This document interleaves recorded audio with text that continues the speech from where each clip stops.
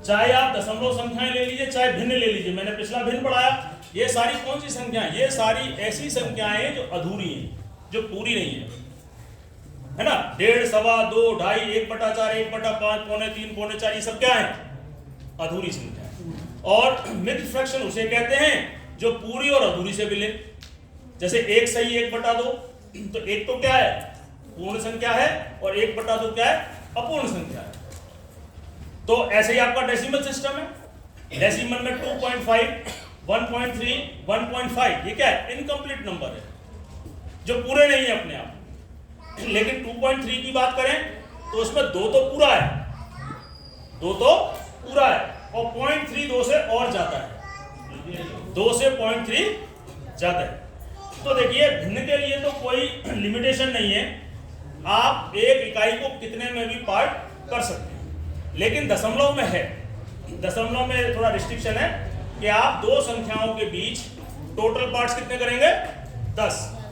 अगर मैं इसे 0 मान लूं, इधर 0 है, अगर मैं नंबर लाइन की बात कर रहा हूं, नंबर लाइन है, ये 0 है और ये 1 है, ये 0 और ये 1, तो एक क्यूब जैसे ही मेरा हरा वाला खत्म हो जाएगा तो यहाँ पे कौन सी संख्या बन रही है हमारी? 0.1। दूसरे में क्या बनेगी?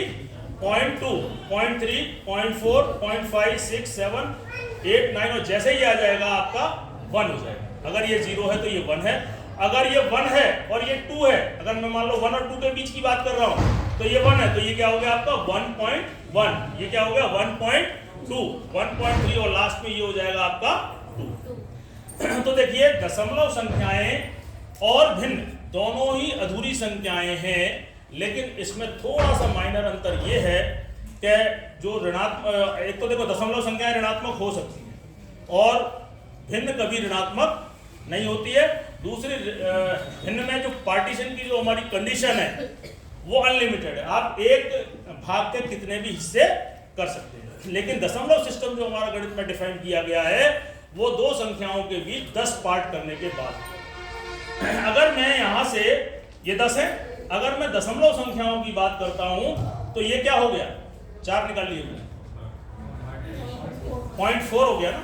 ठीक है, बच्चों को कंपैरेटिवली पढ़ाओगे तो ज्यादा अच्छा लगेगा बच्चे को। हालांकि किताब में देखिए यहीं पर टीचर का रोल होता है। किताब में तो डेसिमल सिस्टम कहीं और होगा, पहले पार्ट में होगा, फ्रैक्शन 8वें पार्ट में होगा। लेकिन अगर आपने डेसिमल सिस्टम पहले पढ़ा दिया है और आप फ्रैक्शन पढ़ा रहे हैं तो उस बच्चे को पिछले वाले से जरूर कनेक्ट करें। एक ही रॉड ले रहा हूं, इसमें 10 पार्ट हैं, अगर मैं डेसिमल की बात कर रहा हूं तो ये आपका 0.4। अगर मैं इसको भिन्न की बात कर रहा हूं, फ्रैक्शन की बात कर रहा हूं, 10 है टोटल, तो ये फ्रैक्शन क्या हो गया?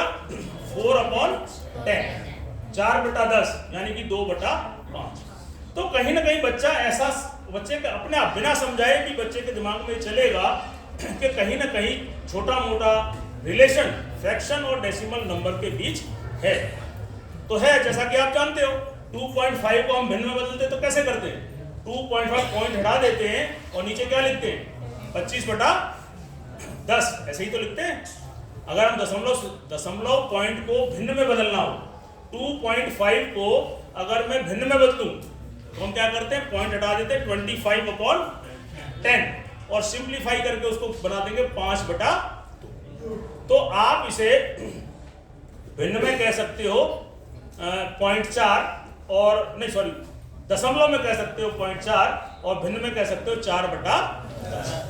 तो कहीं ना कहीं भिन्न को डेसिमल में और डेसिमल को भिन्न में कन्वर्ट किया जा सकता है। जैसे मान लो आपकी भिन्न 1/4, इसको हम पॉइंट में कन्वर्ट करते हैं ना, 1 को 4 से डिवाइड करके क्या लाते हैं? 0.25, है ना। अगर मैं 1.5 की बात करूं, 1.5,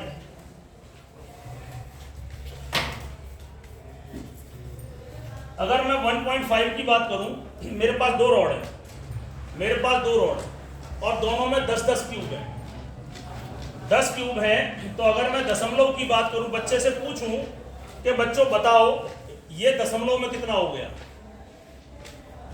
ये दशमलव में, इसको मैं दशमलव में क्या लिखूंगा? तो ये तो आपकी पूरी रॉड है 1, और ये अधूरी है।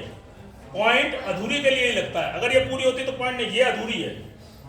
तो ये कितनी हो गई, इसमें 6 है तो 1.6, ये आपका डेसिमल सिस्टम में 1.6 हो गया। अगर इसी को मैं फ्रैक्शन में बोलूं, भिन्न में, तो ये इसकी मिश्र भिन्न क्या बनी, ये तो पूरी है ना। मिश्र भिन्न कब बनती है, जब आधा पार्ट उसका पूरा हो और दूसरा पार्ट अधूरा हो। तो इसको मैं मिश्र भिन्न में बोलना चाहूं, क्या बोलेंगे, एक सही, ये तो एक हो गया पूरा, एक सही 6/10।